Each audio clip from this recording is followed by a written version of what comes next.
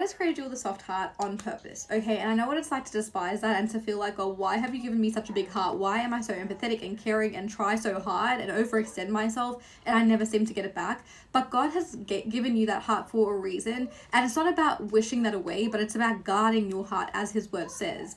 And I think whether it's in relationships with your family or with friends or a partner, like it's not necessarily just a relationship with someone, but in all those circumstances, whatever it may be in your life, it's about realizing that, you know what, I need to accept this for what it is rather than seeing the potential in it, or rather than continuing to overextend myself and be hurt in the end of it. I need to accept it for what it is, and I need to guard myself here. I need to now understand that this person maybe doesn't have the capacity to meet me where I am or to understand or validate my feelings as I want them validated, and I need to seek that from God instead of this person or someone else, because that's how we end up in situations that God does not want us in. I mean, even when it comes to guys, and you know, we hear quotes or even just like people saying you'll meet the same guy in a different body until you learn your lesson. It is so true, but I don't believe it's in like a condemning way, like God's saying you're not learning your lesson, so here's a whole lot more pain that you need to go through. He uses all that pain, but He allows us to make that decision because He loves us so much, and He knows that we need to break out of habits and behaviors and patterns that we're used to, maybe overextending ourselves, maybe having to prove our worth, maybe seeing the potential in someone instead of seeing them for where they are.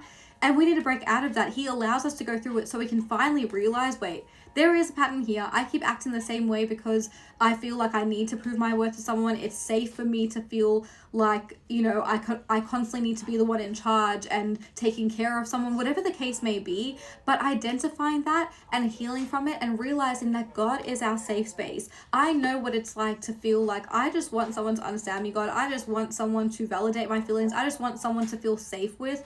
But if we are craving that in a person more than we have a craving it from God, we then end up in situations, like I said before, where God does not want us, and realizing that God can give us that peace. God can give us that validation and comfort when we go to Him and when we ask it from Him, and we are going to be okay. We don't necessarily need someone. It is obviously amazing. I'm so lucky to have a best friend that does validate me, that I feel so safe with. And if you are not there right now, I'm telling you, pray about it, but God will provide it to you when you least expect it. This is just a side note. I never thought I'd have someone like her in my life, and God blessed me with her out of the blue.